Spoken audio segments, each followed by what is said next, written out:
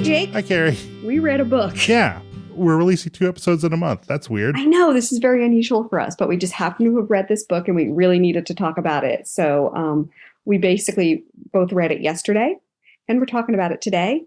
And it's awesome. And here you go. Yeah.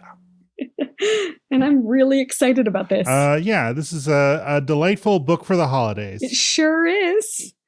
So here we go with Rabbit and Robot by Andrew Smith. Let's see. So Andrew Smith, we previously did his book, Grasshopper Jungle. It's the Grasshopper Jungle with the horniest bugs and with phrases you'll read over and over. And the last known survivors could have saved the world. Now with babies and dogs, they all live in a bunker. Which is a delightful romp. Oh, yeah. What did you call about it? Like 400 pages of what the fuck? It was, yeah, like 400 pages of what the fuck did I just read? And so was this. Yes. Did it strike you that this book sort of, I mean, apart from the fact that it's a completely different setting with completely different characters. That it was Grasshopper Jungle? Or I felt like it sort of started where Grasshopper Jungle ended in a way. Yeah, it's like this is the bunker. Right. Yeah. No, I got a lot of Grasshopper Jungle in it. In fact, like the characters, I kept thinking like, oh, this one is Robbie and this one is, I forgot what the other character's name was, the main character. But like in this one, oh, but Robbie is now Billy. Mm. Anyway, yeah, so I did get a lot of Grasshopper Jungle out of it, but also completely different. Right. There were fewer cannibalistic robot giraffes in Grasshopper Jungle, for instance. It's true. Instead, there were a lot of cannibalistic praying manti. True. So there were still things eating things. Yeah. And heads getting gnawed upon. I mean, let's just be honest. I think Andrew Smith enjoys cannibalism. Sure. Not as a personal practice, presumably. Not that we know of personally, however. So let's see. Where should we start with this? God, it's really hard to describe like how to start with this book. It is a couple of teenage boys on a giant luxury spaceship cruise liner. So it's them. There are 2 stowaways, 2 women who are stowing away, who I kind of wished had a little bit more to do. Oh, so much more. Because I think they have a good story and I wanted to know what their story was. But instead we just got a couple of like offhanded comments, but we didn't really hear a lot about them. I'm not even sure why they stowed away. I wasn't sure either. I don't know if it was just because they could. Yeah. And Earth kind of sucked. Earth definitely kind of sucked. So Earth is going through like a shit ton of wars. They've had, I think, 25 wars going on at once, and they just started a new war with Canada. Everyone is either a rabbit or a robot at this point. So they're either a rabbit or a bonk, which is a soldier. Little rabbit foo foo running through the forest, scooping up the field mice and popping them on the head. Or they're a robot and they're a coder. There's also a cartoon called Rabbit and Robot, which these 2 stereotypes or these 2 groups of people are sort of played out on cartoon form, which is a very, very popular thing that everybody watches, except for the 2 main characters, Cager Messer and his friend Billy. Right. They're both very, very rich, and their parents are sort of the reason all of this happened. Yeah. And so there's this sort of idea that, I mean, I feel like some of this is a little bit stuff I'm filling in, but the general idea seems to be that in the United States, these sort of cheap robots with artificial intelligence were invented and quickly basically took over all jobs except for 2. And so school is basically designed to sort you into, are you smart enough to program the robots, in which case you become a coder, or are you everybody else? Right. And then you join the military. So education is designed to sort you into that and figure out which one of those you're good at and to slot you right into there. So there are 3 quotes at the beginning of the book, and one of them is from Eric Fromm, which says, "Education makes machines which act like men and produces men who act like machines." So since they're rich kids, their parents don't want them to be in either of those tasks. So they're not allowed to watch the TV show, which is supposed to condition you to one of those roles. And they're not allowed to go to school. And they're not allowed to take this drug called WAS, although... Cager is addicted to it. Yeah. The main, the point of view character is totally addicted to it. Yeah. Well, he does it recreationally where everyone else does it medicinally. Yeah. And so I think that was the difference, because they all do it so they can, it's basically like Adderall, I think, or something like that, where it makes them focus in school, but, times 100. Right. And so he does it recreationally because he doesn't go to school. And so he overdoses close enough to it, passes out a lot, throws up all over the place, etc. Very classy gentleman. Yes. And so Billy and their caretaker, Rowan, are worried that he's going to die, basically. And so they get this idea of kidnapping him into this spaceship and keeping him in space where he'll dry out. Yeah. So Cager is the main character. His dad makes Rabbit and Robot, and he owns the Tennessee, which is the big spaceship that they're on. Billy, his parents or his dad basically invented the robots and makes the robots. So all of these V4 robots come from his factory. And all of the V4 robots have their own special personalities based on however the coders were feeling at the time, which is really fun and interesting. Yeah. So there's angry robots, depressed robots, horny robots, happy robots, and the other thing I guess I would call like didactic robots. The mansplaining robots. Yeah. Yes. Yeah. I was going to say podcaster robots, but. Oh, no. So basically the book opens with two boys naked in the water. Uh-huh. And a robot tiger eating their clothing. Yes. Starting with their pants. Starting with the pants. And then there's another robot up a tree who is horny. Yep, there is. Very horny. And would like to tell you very often that he has an erection. Yes. Just a matter of fact. Like, by the way, I have an erection. Yeah. And you know what? He always does. He is not lying. And then along comes a giraffe. Yeah. The giraffe speaks with a French accent and is named Maurice. He is bisexual. Yes. Well, all giraffes are, apparently. And he eats the tiger. Yes. And the tiger, who had no discernible European accent, said, "Ow, that fucking hurts. This is all there is to life, isn't it? Sadness and pain." The tiger wept and sobbed as great gushing blobs of viscous, semen-like hydraulic fluid burped from the gaping holes Maurice pierced in his torso. Maurice ate and ate as the tiger cried and cried. And that's when I realized this book is going to be the greatest thing I've ever read in my entire life. Yeah, that seems right. How could you not love that? I can't imagine. Yeah. And then it sort of flashes back to how they got to this point. Right. Which it starts a couple of days before Christmas. It sure does. So happy holidays. Yeah, this is quite a timely book that we're reading. Throughout the book, Cager often talks about the cogs or the robots as, nothing more than a blender or a spoon or something that is an object. But I think the book is really about what it means to be human. Mm-hmm. And so as he's going through this process and as he's going through this, it's basically everything goes to shit, as everything is wont to do. He comes to like some of these blenders and feel an affinity for them. And then other ones he still feels nothing for. So how do we talk about that? Right. I mean, I feel like the ones that he sort of shares experiences with some of them, such as the Parker, the horny Parker.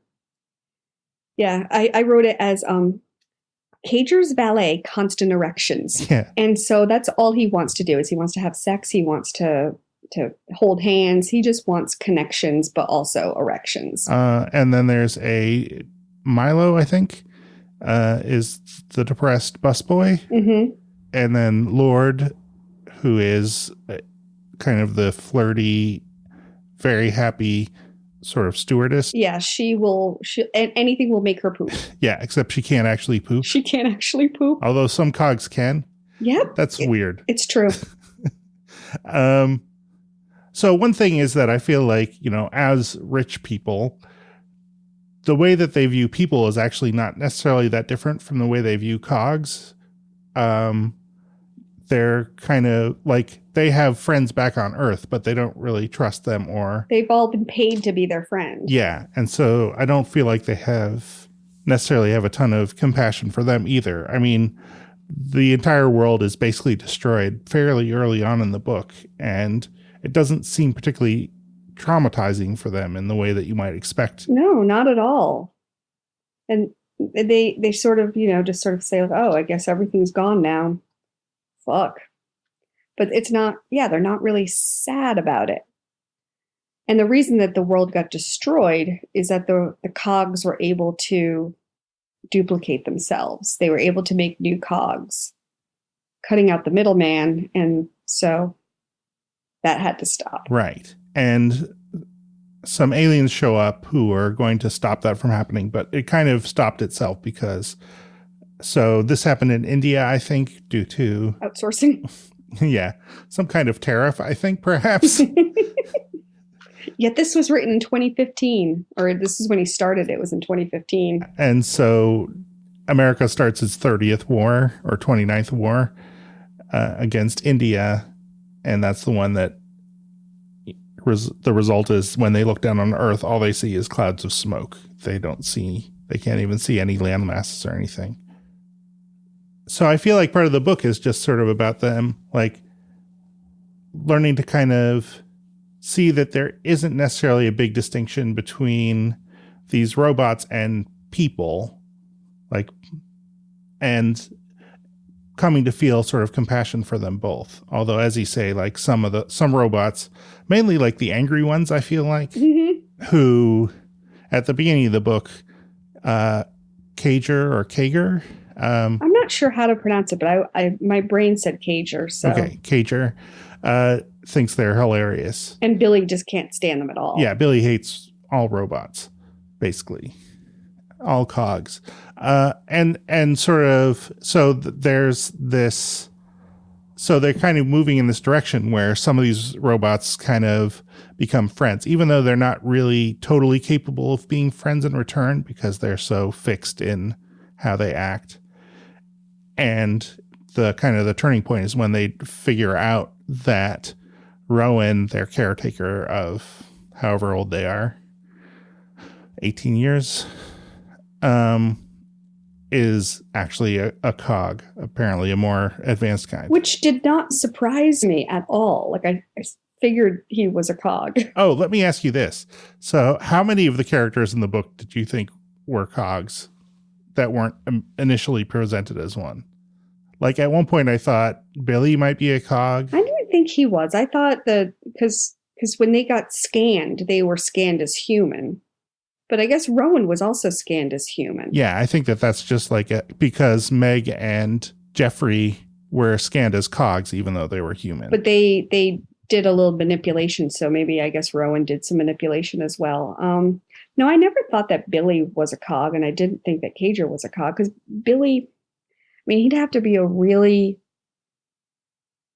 particularly advanced cog, because he had more than one, like, he had a range of emotions and a different way of, he didn't approach everything the exact same way. So I don't know. I guess I never thought he was a cog. I sort of assumed that the people that we thought were people, except for Rowan, who I assumed was a cog from the beginning because he was so cagey about everything. Right. I was like, oh, okay, so he's a robot. Cool. And plus, I don't think he's aged. Right. There were definitely some tells there. So what did you sort of think about how Cager's attitude towards the cogs evolved? I guess I feel like it had to evolve in order to survive. He had to feel something, otherwise he was going to go absolutely batshit crazy. Mm-hmm. So clinging to some form of humanity was giving them humanity, which probably makes no sense. But I think, in order to, they're on this giant fucking spaceship. Everything else they know and care about is dead. Everybody is eating everybody else. I mean, you've got to have friends somehow, and it can't just be one person. Otherwise, again, batshit crazy. And plus, these cogs are the ones that were taking care of him in a way. So he's at least able to sort of do the same in return and make sure that they were safe. Mm-hmm. Because the aliens put a worm in the system, which basically was a bug that made all the robots turn into cannibals. Yeah. And Woz is also referred to as a worm at various points in the book. Mm-hmm. And I guess the analogy there is that both the worm and the Woz are supposed to kind of modify their sort of behavioral modification things that I don't know. I'm not totally sure exactly what that analogy is. It doesn't matter, because there is a bisexual French giraffe that eats a tiger, and that's true. Fucking great. We're getting a little far afield of the things that make this book great. The giraffe, the constant erections. Yep. The weird flirty flight attendant who wears day of the week underwear and talks about pooping all the time. Mm-hmm. And farts. Oh my God, so many farts. Cheepa yeep. Oh God. I felt like this book was sort of more emotional than Grasshopper Jungle, in part because I felt like the protagonists of Grasshopper Jungle have this sort of ironic remove to everything. Yeah. That the people here don't. But also at the same time, it did have a lot of the same feeling to it, because in Grasshopper Jungle, the book that you're reading is basically the main character's diary. And it's like, hey, if you read this, great. We're the last human beings alive. And that sort of happens here as well, where it starts off with like, hey, if you're reading this, by the way, here's who we were. So I thought that was really interesting. And that's why I kept thinking like, Grasshopper Jungle. I wonder if this is happening like at the same time. But of course, that's impossible. But well, did you see the one common element? What was the one common element? Early on, I think one of them makes a reference to Eden 5 needs you 4. Oh, I didn't notice that. Damn. Mm-hmm. Oh my God. Now I have to look for it. Okay. Where in the book was it? It was before they went to space? Yeah, it was. Oh, no. Okay. It was actually after. It's towards the beginning of the chapter titled Out of Bed and Into the Tennessee. Okay. Oh, there it is. Oh, it's like halfway through the book, so I'm totally wrong. Yeah, you're very wrong. It's 49%. Sorry about that. But you know what? Okay. We spent more than an hour riding the elevator from one deck to another, finding nothing but dark and empty floors of unoccupied staterooms. This place is kind of creepy, Billy said, and I added, it's like a horror movie. Heh, it's kind of like that stupid 50-year-old movie we watched at Paula's house, Eden 5 Needs You 4. Remember, the one where those 2 teenage boys are taken into space so their sperm can be used to start a new race of human beings? That movie was so dumb, I said. Nobody in their right mind would ever want to start a new human race. Well, it certainly happened. King Carlos fucked a monkey. Yes. And made people. Right. And King Carlos is a machine of some kind also. Well, he can turn into a machine. Yeah. So the aliens. Talk to me about the aliens, Carrie. I didn't, you know what, Jacob? I didn't know what the fuck was happening. So halfway through the book, yeah, these blue aliens show up. And I'm assuming that they're going to kill everybody, but they don't. They say that, well, we're here to stop the robots from being able to procreate. But you all fucked everything up anyway, so we're good. And they also talk about tacos. They love tacos. Yes. And King Carlos fucked a monkey and made people. Right. That's how come there are humans. So they're basically God, but they're blue aliens and they can turn into spaceships and they have really horny teenage kids One of them is made to be a gasket. And King Carlos explains that this builds character. Yep.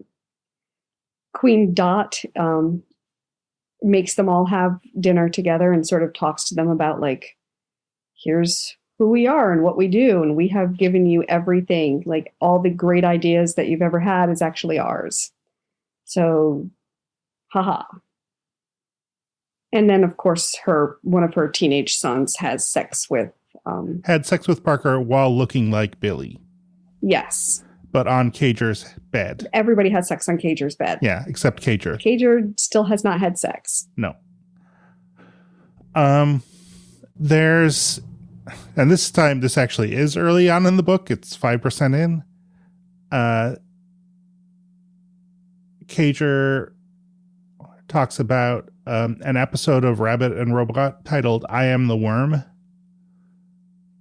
And it says, in the episode called I Am the Worm, there are these blue space creatures who can turn themselves into anything they want to be. Alligators, Abraham Lincolns, or is it Abraham's Lincoln? This is why I need a cigarette. Phillips had screwdrivers, frying pans, whatever, and they send out this little blue worm wriggling through the solar system, and it ends up crawling up inside Mooney's nose. Mooney being the cog in Rabbit and Robot.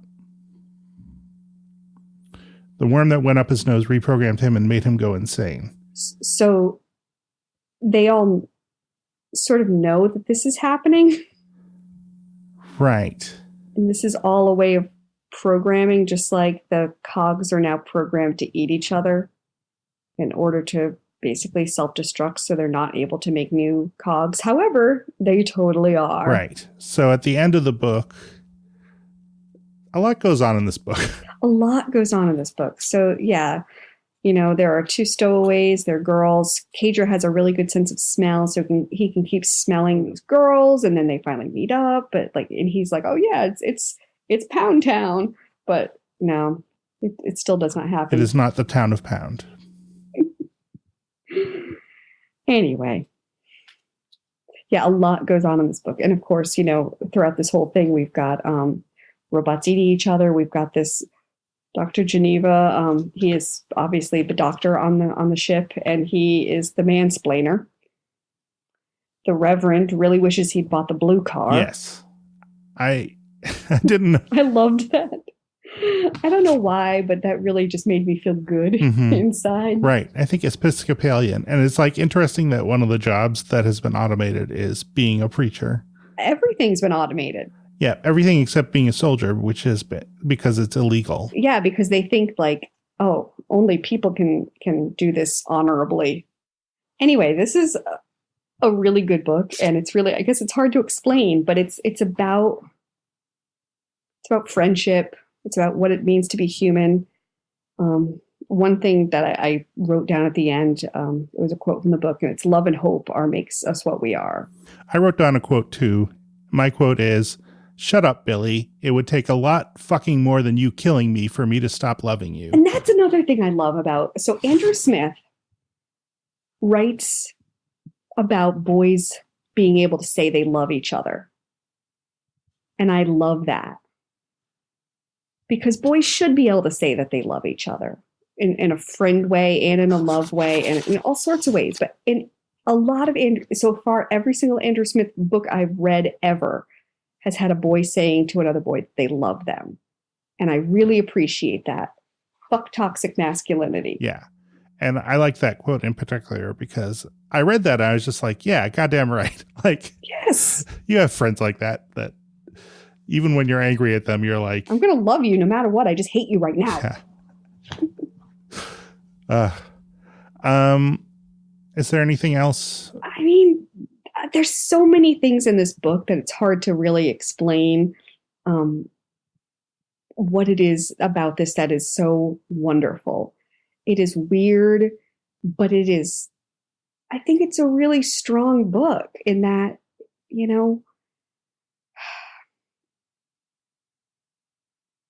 Cager grows as a person.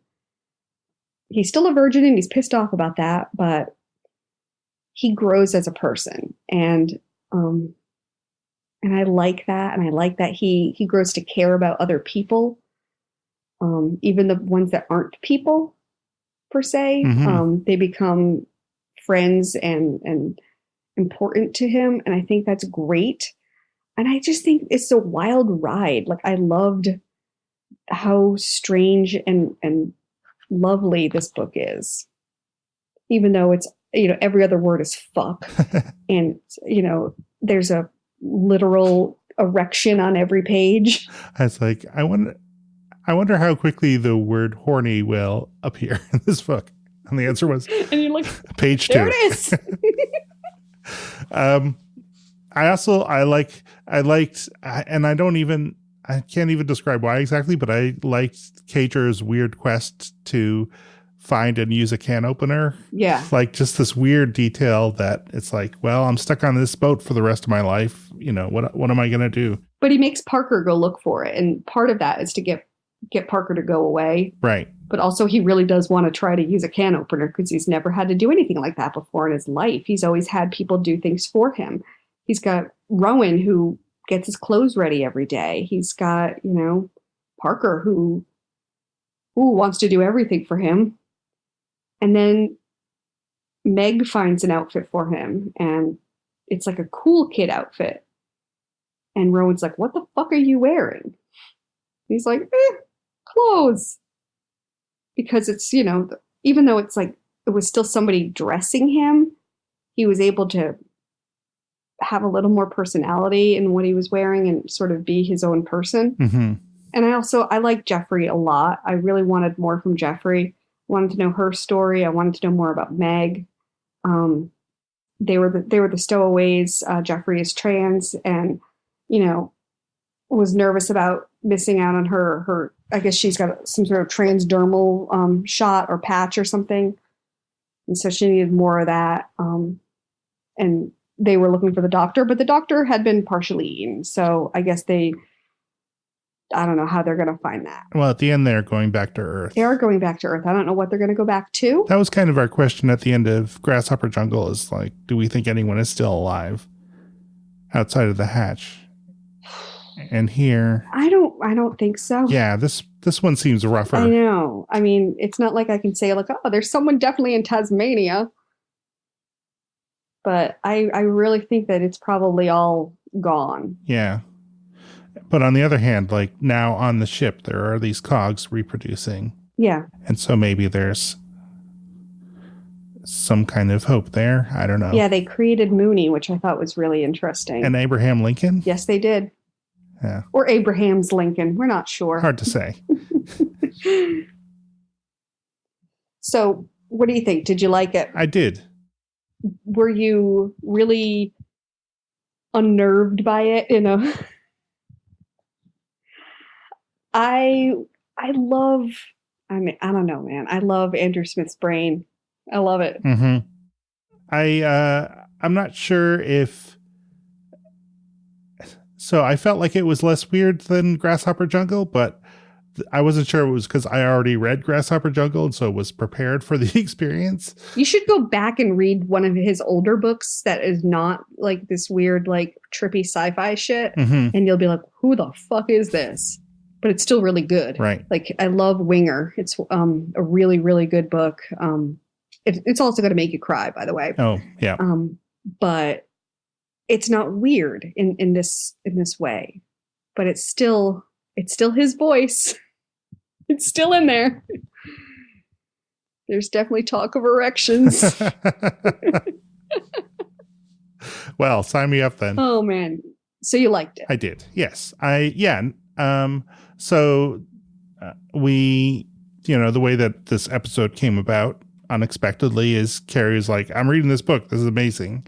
And I was like, I don't have any plans today. I could read it and we can record about it tomorrow. And so here we are. So yesterday I read the whole thing and it was like, I just sat down and read it, and it was not, it was not a situation where I'm like, oh, why don't I take a break and look at my phone or anything. It was engrossing. Yeah. Yeah. I read half of it at night and I read the other half in the morning. And I was like, here, kid, watch Octonauts. Mama's got to read. I got to find out what's going down. Yeah. And They never did take a giraffe ride, did they? They didn't. They did. The giraffe collapses down to his suitcase, and they're taking him back to Earth. They are. Yeah, the giraffe was also horny. Very horny. But horny to have someone ride on its back, which is a very specific kind of horny that I wasn't previously familiar with. Although... there's a lot of horny in this book. And So here's a random thing. So there's this local variety show or cabaret show called the Empire Review, which I performed in at the beginning of this month. It was the gift show. So everything was gift themed, or the toy show, one of those. And so before the show started, they have like sort of audience participation things. And then this one, they would have people up and they would name 3 toys and have them pick the one that was real life. 2 were made up. Okay. And so my friend Sarah Redacted did this thing. All right, Sarah, here we go. It's like the hula hoop for your head. You simply put the swing wing helmet on your noggin and violently whip your head around in a circle as quickly as possible to make the swing wing ribbons go round and round. Be a Squarebles sharpshooter. That's right. Take the best of squares and mash them up with the best of marbles. And you have Squarebles. Giddy up! First released by Kenner in 1965, the Daddy Saddle is a miniature, dad-sized horse saddle that lets your little cowboy or cowgirl take Daddy for a trot around the living room. But the thing is that Sarah thought that all 3 of them were fake and just sort of picked randomly. But she nonetheless successfully picked the real one, which is the Pony Up Daddy Saddle. Oh, I've seen that. Yeah, that is real. It's real.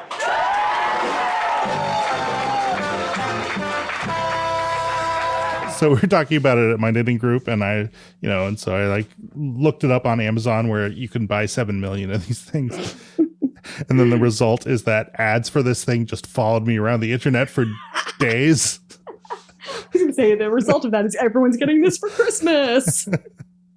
Anyway, yeah, back writing, horny for back writing. So, all right, very good. So this was just an unexpected fun episode that we recorded. Happy Crambox. Happy Crambox, which is another name for Christmas in this world. The next book we're going to read is The Owl Service by Alan Garner. That is true. Yeah, we talked about that before. We just happened to have read Rabbit and Robot in between. Cheapy yeep. Cheapy yeep. And there you go. Rabbit and Robot, Andrew Smith. I highly recommend you read it if you haven't already done so. It's a wild ride. It sure is. And let's see. Oh, so we have a Patreon. You can go to patreon.com/loveylikecrazy for more information about it. And if we get 15 people signed up to give us money on a monthly basis, we will watch and record a commentary on the 2007 movie version of The Golden Compass. We sure will. Noses and all, y'all. Yes. We're also a member of the Ear Trumpet Audio Network. You can visit eartrumpetaudio.com for all your podcast needs. You can also follow it on Twitter or on Facebook at Ear Trumpet Audio. And you can check out all the other great podcasts on the network. I feel like there are a bunch that I haven't mentioned recently. The Realist is one where they're going through the AFI Top 100 movies, and I like it a lot. There's By the Podcast of Grayskull, which has recently been talking about the new Netflix series. The new She-Ra? Yeah, the new She-Ra. It is so good, by the way. They really like it. Yes, well, they should. And Lifemark, the podcast about Lifetime and Hallmark movies, has been recording the odd new episode recently, and that continues to be one of my favorite things. That's awesome. Yeah. So thanks for doing this with me, Carrie. Thanks for reading this book in a day. Yeah. Cheapy yeep. Cheapy yeep. And you know what, Jacob? You can be a complete and total asshole, and I'll still love you like crazy. Ah.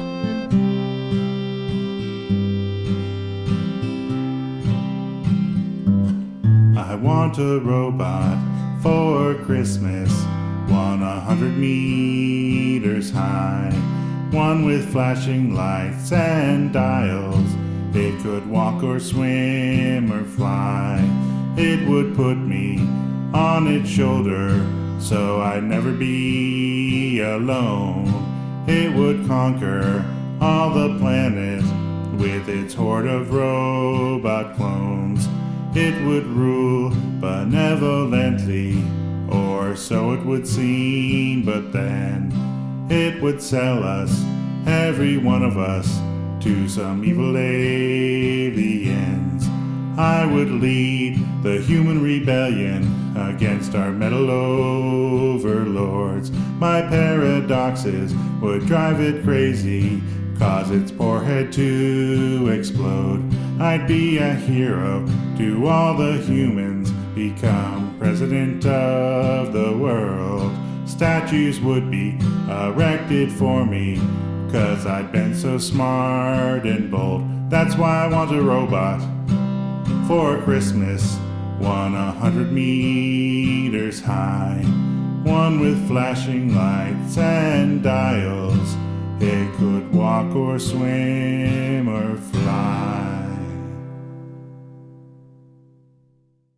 LoveWireCrazy.com. EarTrumpetAudio.com. Ideas and entertainment. Loud and clear. Hair today, goon tomorrow. Yep.